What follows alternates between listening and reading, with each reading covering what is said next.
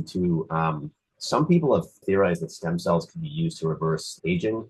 Like there's one well-known influencer online, Brian Johnson. He claims he injects a lot of stem cells into himself, and he's able to reverse his like biological age. Is there any like way that stem cells could reduce aging, or is that like a like area of research?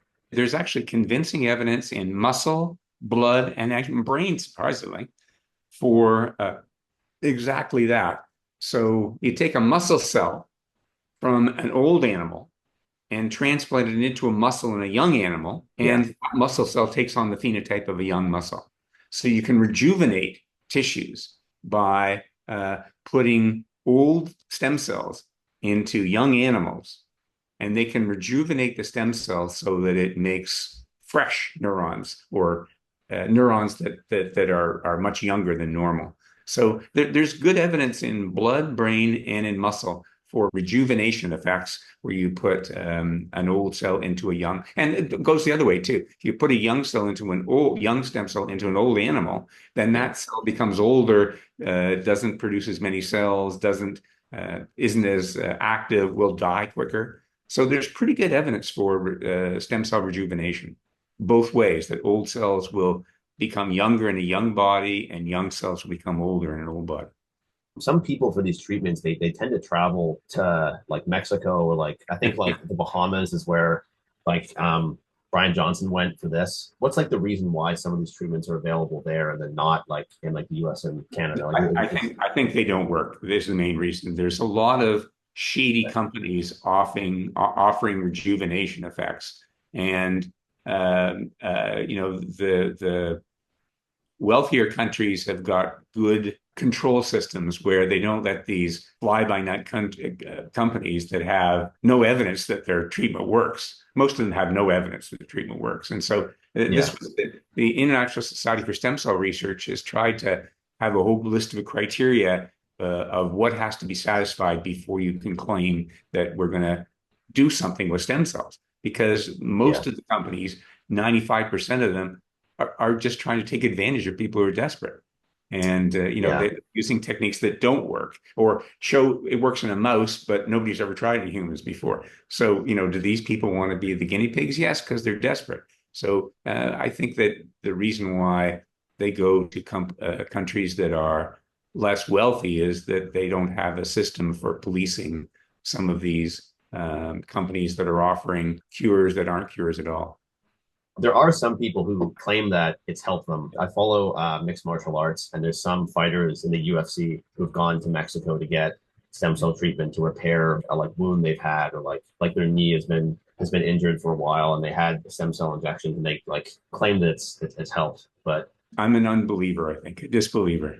Yeah. I mean, there are examples. I mean, certainly the skin example I gave you in burn patients. I mean, there's yeah, an example where, yeah, it works. It's the accepted treatment. It's the only thing you've got right now if you've burned away half your skin is to make some new skin and in addition put it back on. But I think these other things of, it's not even clear what stem cells they're injecting. They call them stem cells, but are they embryonic stem cell? Are they adult stem cells? Are they, what kind of stem cell are they injecting? Most companies won't tell you because it's that's a good proprietary. point. So, they're injecting stuff in. They don't sell anything about the stem cells. Never mind having clinical trials. They don't even tell you where the stem cells came from. Are they That's even interesting human? too. Are they even human? Right? I don't know whether they're human or Oh, not. that's what other species Well, the stem cells pigs be? and cattle, you can get Okay. stem cell types out of those animals, and so yeah, I think it's mostly a con job. I think definitely like parts of it seem suspect. If you were to say like what the safest injection of stem cells would be, like if someone somehow knew that like they could get either like embryonic stem cells or stem cells from a different place, like what like would be the likeliest to work? In principle, you might say embryonic stem cells are the most likely to work because they can make any tissue. But the problem is they also make tumors. So Okay. if you inject undifferentiated embryonic stem cells under the skin of a mouse, in 1 out of 2 mice, they make huge tumors you can actually palpate by 3 weeks later. So, And then what by 3 weeks later? you feel them through the skin. You can actually feel Oh, the tumors growing right underneath the skin. And so, yes, ES cells are fantastic, but they have such a huge proliferative potential that they usually make tumors. They don't make the right type of tissue, they make tumors. So right now, I think if you were forcing somebody to pick, I would pick an adult stem cell that at least could integrate into the tissue that you're trying to fix. So a brain stem cell for the brain, a muscle stem for the muscle, but injecting embryonic stem cells and hoping that they'll differentiate completely, like a planaria, which is, it works in a planaria. Why won't work in humans? But mostly they form tumors. And so, I think there's not only a danger it won't work, there's a danger you're going to get a tumor from it. You're going to get cancer from it. So. I should probably look more at like what types of stem cells are being given in like Mexico and other places. Because yeah, Mostly they won't tell you. They'll just say stem yeah, cells, right? And then if you ask for the evidence, they don't have any evidence, right? They won't say where they came from, and they won't say here's a study that shows it works. it does seem likely that like a like easy place to get stem cells from would be like from like cattle or from pigs. Yeah, it seems like it'd be easy to get stem cells from those and then just say that they have stem cells, but not specify like where exactly. But I guess it's changing a little bit because of some work that was done, got the Nobel Prize in Physiology of Medicine 10 years ago by Shinya Yamanaka, a guy in Japan. And what he found is you could take skin cells and put in 4 genes they don't normally express and turn an adult skin cell into an embryonic stem cell that will make any tissue just by expressing 4 genes in it.